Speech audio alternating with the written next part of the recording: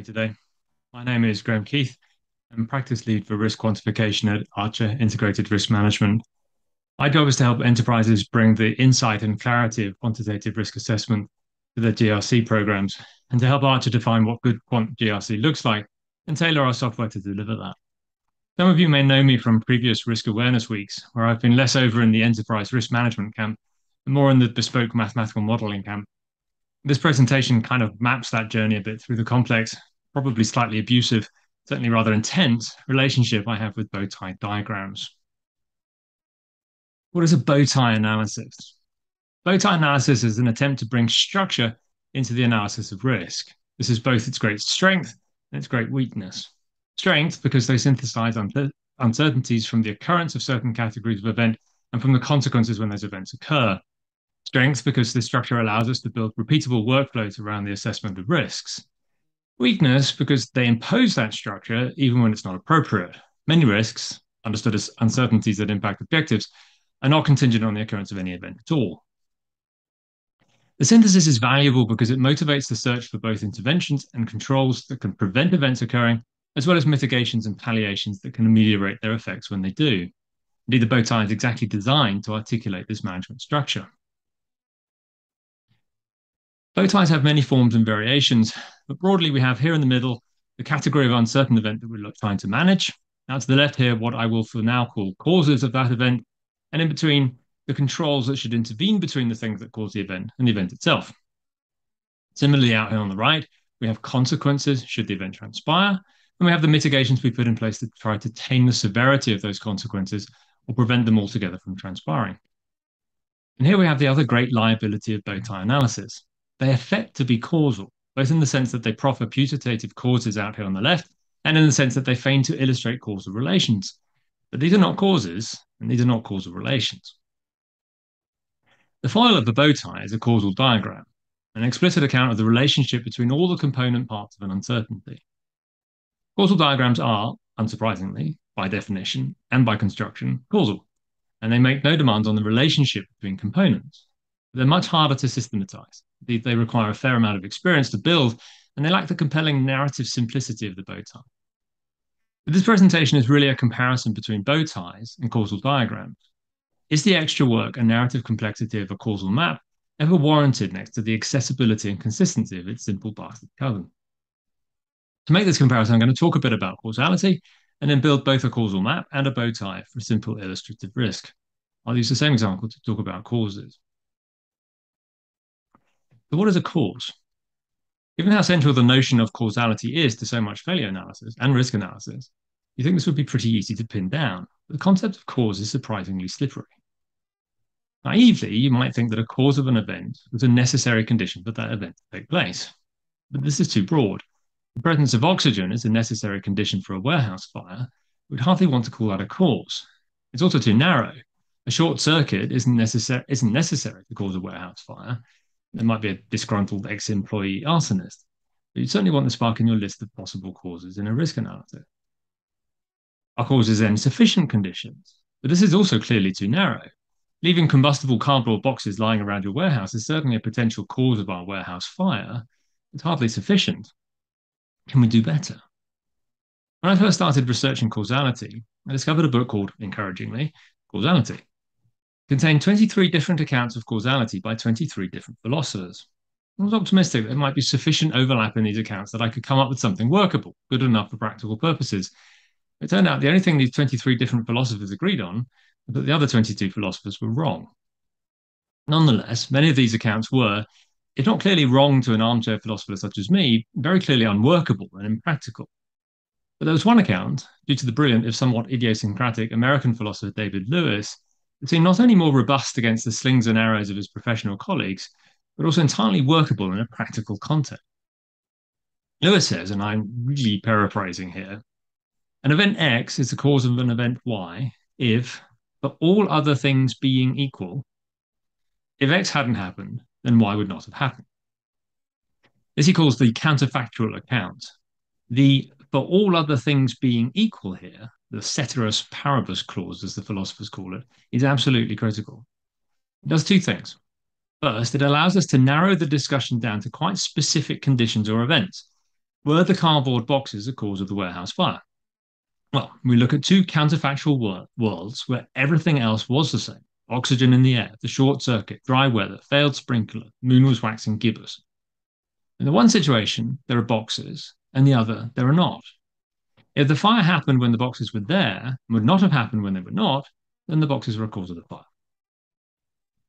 The second thing ceteris paribus does, it allows you to put everything trivial, banal, irrelevant, or indeed simply outside your control into the big bucket of things that are the same between your different counterfactual worlds. If you cannot conceive of a world, and we're talking here in practical terms, this isn't sci-fi writing class, where a putative cause is not the same, then you will never be able to identify it as a cause. So oxygen is not a cause of the fire because oxygen is there in every meaningful counterfactual world. Now, this is all good, clean philosophical fun, but is it helping us to do risk management? Not so much, not yet. We have two problems. First, I've been talking about historical events, explaining things that have happened in the past. I want to be thinking about things that could happen in the future. Now, explaining things that could happen in the past is very useful, and a big upside about using causal methods for risk analysis is that it provides a very natural framework for learning from analyzing failures. But we want to talk about things that could happen. Secondly, it's all a bit black and white. Presence of cardboard boxes. How many cardboard? A big stack right up to the fuse box. Sure, that would do it. But what if I only had one box? What is the critical boxiness that tips me over into a fire? These two problems lead us into a much broader, some would argue too broad, notion of causality. X is a cause of Y means that, for all other things being equal, there it is again, a different value of X would give a different value or change the probability distribution of Y. Mathematically, this just means that X is a cause of Y if Y is non-trivially a function, possibly a stochastic function, of X. This is the definition that Judea Pearl, the high priest of mathematical causality, uses. For Pearl, this is the starting point. Pearl doesn't have a lot of time for what he calls fruitless conversation about causality. But Pearl is interested in bringing causality into statistical analysis, given data on past events. Lucky for him. But as risk managers, we have to discover potential causes for things that might happen. So we have a higher bar in terms of understanding what causality actually means and how we might and might not use it. Incidentally, this definition up on the screen now comes from a Caltech philosopher called James Woodward, who calls it the manipulability account. Woodward was explicitly trying to put Pearl's work onto a more solid philosophical footing. I actually think it's fruitful to think of this as an extension of Lewis's counterfactual account, just because the notion of counterfactual explanation is so powerful in practical terms. The manipulability account is counterfactual. Counterfactual accounts are not necessarily manipulability. Okay, so now we understand what a causal relationship is, we can start analyzing risks with causes. So we're interested in fires in a particular warehouse. Whereas before we were implicitly talking about a specific instance of a fire historically, now we have to be a bit more general and find categories of events that cause fires. And for fires, this is pretty straightforward. We need something to burn, and we need something to light it. All we're saying here is that something we're going to call fire depends on what there is to burn and what happens to light it. In the full causal framework, these aren't just events. There's something to burn, there's something to light it. These can be quite detailed variable. They can describe the possible ranges on how much there is to burn, how boxy are we, how flammable it is, where it is, when it is where it is. The ignition event is a description of the relative likelihood of nothing happening, a spark, or flamethrower, or maybe just a match and a bit of petrol. There's no need to get carried away with our arsonist story there. But it can also contain information on where and when and how extreme in the same way. Now, even if fire is just an event, I'll come back to this in a minute, it doesn't have to be as crude as something to burn plus something to light gives a fire. The occurrence of a fire can be a reasonably sophisticated function of how much and what there is to burn, what there is to light it, as well as when it's sitting where in the warehouse. We're, of course, also interested in what happens when there is a fire. So we have damage to stock, damage to buildings, maybe equipment, maybe someone gets hurt, maybe something's hurt by something falling on them from the damaged building, maybe there's asbestos in the building and there's environmental fallout. Again, these aren't just events, these are variables describing the uncertainty around the extent of these things. And here we see something interesting. The extent of the damage to stock, for example, isn't just a function of whether or not there's a fire. It will also be a function of what's burning and how hard it was lit. Likewise for all the other variables. We can illustrate this in a couple of ways. We can make these dependencies explicit like this. At that point, we don't even need the fire variable at all because all the relevant dependencies are already in there. It's one way of doing it. I think a more natural way to do it is to make the extent of the fire, and maybe also when and where it takes place, part of this fire variable. So all that richness of information we have in the presence and ignition variables gets captured in the fire variable, where it can be used to determine the extent, the location, timing, and so on. And that in turn can be used in the impact variables to see things like how much stock is damaged, which obviously has to do with when stock is where and the extent of the damage and how hard the fire burns and so on and so on. So what you're really beginning to see here is this enormous richness there is to the causal map. We can go on. None of this really lends itself to any obvious intervention strategy. And why are we here if we're not trying to make things better? The problem is that these variables, because they're meant to be general and exhaustive in this risk management framework, they're a little bit too broad. But the causal framework lends itself incredibly well to refinement. Both the definitions of cause above have the feature that causes have causes, and causes of causes are causes of causes. But to refine back down the causal chain, we just have to ask what causes ignition event and what causes dangerous accumulations of combustible materials. I'm not going to spend a huge amount of time going through this. It's not a seminar on fire safety, but you can see how this works. On the consequences side, we can refine further down the causal chain and get to the knock-on effects of the things we've already identified. Typically, we'll have objectives on things like safety, environmental impact, but we'll want to capture the dollar cost of all these things. We might want to break impacts like safety and environment down into their dollar cost, as well as what we'll capture the sort of black mark against the social responsibility and obligations of the enterprise. Now we're very well placed to think about control, which is exactly what this whole exercise is all about. So, for example, we can lock our putative arsonist out. We can train our staff not to leave cardboard boxes lying around, and we can make sure our fuse boxes aren't sparky.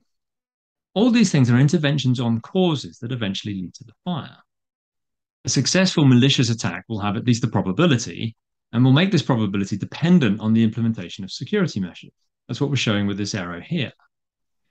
The structure is the same for using training to limit human error and maintenance to avoid faults. Now, the safety measure here is a little bit different. I have natural occurrence as a potential ignition cause, and I'm thinking lightning strike here. Safety measure would be something like a lightning conductor. Obviously, a lightning conductor doesn't change the probability of lightning, so it doesn't have the same causal structure as the other controls over here. Lightning conductor changes the probability of ignition given that there is lightning, and that's why this arrow goes up into the ignition event here. That's the correct causal structure here. Situation over here with insurance is much the same. The sprinkler is interesting. If I hadn't brought the extent and maybe also the timing and location of the fire into the fire variable, then sprinkler would have to have influenced all the impact variables. In this form, though, it only influences the fire, which seems natural to me. Fun little build is that the sprinkler can, of course, damage the stock, and also the malicious attacker may disable the sprinklers. To be honest, these last two arrows here, they only occurred to me when I built the map, and it just shows what an awesome tool this is for analyzing risks. So here we have causal analysis in its full glory, rich, insightful. Simple in the sense that despite the fact that every one of these arrows is a mathematical relationship, we actually haven't done any mathematics yet. Everyone, however math-phobic they might be, can get behind what these relationships are. It allows us to break down the problem into components and relationships that we can work on with the right stakeholders. Mathematical modeling on the basis of this is very straightforward because the definition of causality is exactly the one that said that a causal relation is a mathematical relation. That's it. But this is, in a sense, already a mathematical model even before we've done any math. It's enough of a mathematical model for most of the stakeholders associated with it in any case. One of the huge upsides of this approach is that we can give stakeholders a sense of model ownership, mathematical model ownership, without them having to do any actual math. That's very powerful. But let's be fair here. There are some downsides to this approach. It's pretty complex. It takes quite a lot of experience to figure out how to keep it simple without losing the richness of the insight that the analysis brings. The flexibility, the different levels of granularity, the different ways you can place causal relations, like having the relations all into the impact variables here or sort of capturing it all in the fire here. A lot of choices that you can make. There's a lot of flexibility. This is a huge upside. But it also makes it incredibly difficult to mandate a workflow for everyone to do this kind of analysis. You need all the training in these things, not a lot of experience in these. But there it is, causal mapping. Let's see how the bow tie does in this. Okay, I'll be honest, this is the hate part of my love-hate relationship with bow ties. Bow ties is risk modeling or risk analysis tool. Now, I came to risk management from failure analysis, but I'm heavily steeped in that causal school. The transition to risk management from diagnostics is fairly easy, but being presented with this as an alternative to this was a big pill to swallow. All right, what's wrong with this? First up, it's not causal. It sort of looks like it might be, it looks like it ought to be, but it's not. Drivers don't cause their controls. Now, most of the controls here have crossed over from one side to the other. Security measures have crossed over malicious attacks. So the causal relationship is just wrong.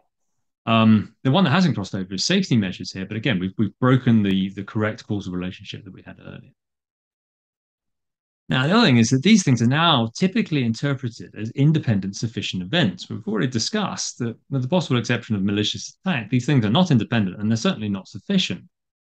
To be honest, in a bow tie connection, these things are less causes. They're more a sort of categorization of occurrence, risk occurrence, by the way that the event is initiated. In any case, they're certainly events. So we've lost all that richness that we had when we were allowed to interpret these as variables in a broad sense, and all that magnificent ontological clarity we had when we knew that we were dealing with causes. All of that's just gone out the window. 250 years of the most brilliant human intellectual endeavor, David Hume, John Stuart Mill, David Lewis, an army of others have lent their polish to the work. Gone.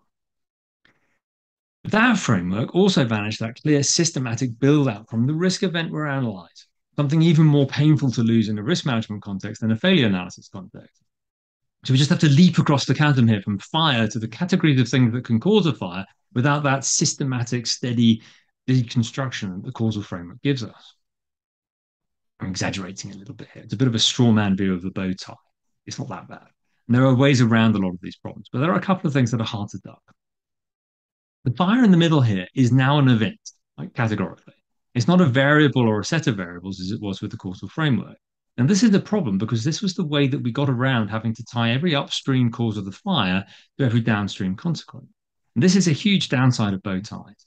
The event in the middle here completely decouples the cause from the effect. The only information that you retain going from cause to effect is the number of times it happened, frequency. And that is a huge problem. If I take out, for example, security measures up here, I not only understand how it increases the rate of the occurrence of fires by allowing those arson events to take place, I also understand how it increases the potential of severity of fires because all other things being equal, deliberately set fires presumably will have more severe impacts. Now, if I take it down here, all I can ever influence is the number of fires. The events entailed by the drivers of a risk in a bow tie are assumed all to have stochastically similar consequences. That's what this decoupling means. But this just isn't true. At the very least, it imposes some substantial constraints on the level of granularity you can model risks at. All right. Those are the downside of bow ties. I promised a love-hate relationship, so we need some love. Here we go. Compared to a causal map, a bow tie is a pretty sorry piece of risk analysis. But compared to nothing, it's a good place to start. Also, as a framework for articulating risks and control, not analyzing them, but just articulating them, it's fairly solid. Now, there's no really good way to capture complex relationships to objectives with a bow tie. So the kind of parametric uncertainty that affects objectives, things like market prices, interest rates, inflation, so on, things I would definitely want to include as risks, these are never going to be comfortable in a bow tie context. But for everything else, everything whose impact on objectives can be synthesized out, treated separately, and then added back into an overall objective. That's everything that leads to a simple loss of revenue or increase in cost, everything we can capture with some kind of additive utility function. For all these things, and this is a huge section of our risk universe, bow ties can tell you what you're worried about, what you're doing about it, and what you might want to do about it in the future. What's more, there's a very simple mathematical formulation that we can build into this representation that gives you the basic quantitative information you need to aggregate. How often do these things happen as a function of the controls that are in place? And what is the impact when they do? Again, it's not all risk we can apply this to, but for an awful lot of them, even if you get to that information through a better form of analysis, it is a perfectly solid way of representing those results. With that in mind, let us fast forward 7 or 8 years after my early days of analyzing risks. Paraphrasing Einstein, to punish me for my contempt for enterprise risk management, fate made me head of enterprise risk management. So now I am no longer the maverick analyst digging deep into the optimal management of a particular safety risk or the optimal investment strategy. I'm the schmuck that has to try and deliver a faithful and actionable overview of the company's exposure to every imaginable form of risk. Now, I also own the risk management processes in workflow. In theory, at least, I can tell everyone to use causal maps to manage their risks locally, and we can use quantitative aggregation to get a corporate-wide overview. First, the huge majority of risks that we're simplifying simply don't warrant that depth of analysis. They're what I'd call hygiene risks, like brushing your teeth. Cheap, obvious tangible benefits, and equally dire consequences if you sip too much. But we still have to make sure everyone's brushing their teeth. And not to squeeze the metaphor too much, we have to prioritize who we follow up on and check that they're brushing their teeth. Now, jumping up and down on the toothpaste tube of the metaphor to get the last drop out of it, we might also want to invest in new toothbrushes and better toothpastes. But it's not immediately clear who should have a new toothbrush and who should have to carry on with their slightly worn out old one. Secondly, it becomes pretty obvious that not everyone has the same kind of clarity of risk ontology that you get from building mathematical models of risk for 10 years. Everyone is managing risk more or less magnificently in their own way in their respective domains, but these practices are deeply domain specific and profoundly historically contingent. And these methods have been ground in, not just in the company, but in the industry over decades, centuries in some cases. You have to respect this. If you start messing in one part of these workflows and processes, it not only has knock on effects across that workflow itself, but across all the other workflows that intersect with it. At the same time, you can't have too much respect for these things because we need at least to be speaking the same language. We want a coherent approach to risk across the organization. Depending on the domain, when you ask people about risk, some will tell you about their vulnerabilities, others will dwell forever in consequences. Some will tell you about controls that aren't working. Very, very many will tell you about their issues. Hardly anyone will actually tell you about a risk. So we need a simple, flexible paradigm that straightens out what is a risk, the uncertainty, potential category of event that would have an effect on objectives, what those objectives are, and how do you go about avoiding or managing these events and ameliorating those consequences. And I want to aggregate quantitatively because, well, there is no other way to aggregate. Color schemes have no calculus. You can't add colors, and it makes precious little sense to count them. I'm sitting facing this problem and thinking, oh, if only there was some simple paradigm that imposed this clarity and provided a basic quantitative framework for at least expressing frequency and impact of the things we've been managing. And then it hit me. The bow tie was exactly what I needed. It provides exactly the right level of structure to keep people honest and on track when they're reporting on risk controls. It's simple enough that we can systematize it and impose it as at least as a minimum requirement across an organization. But it's rich enough that we can capture most of what we need to capture. And where no analysis was being done, either because we hadn't got to it or because it wasn't really warranted, it's one of these hygiene risks, the bow tie ensures that analysis and risk managers are at least asking the right fundamental questions. How do these things happen? What do we put in the way of them happening? What are the impacts? Which objectives do they strike? How hard? What do we put in the way there? And where analysis is done, we can use bow ties to articulate the results.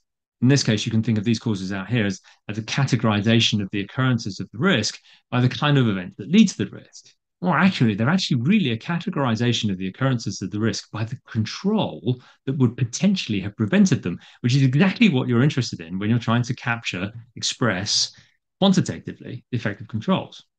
A bit more flexibility on the consequence side. Exactly how that works depends on your bow tie formulation, so I won't go into it just now.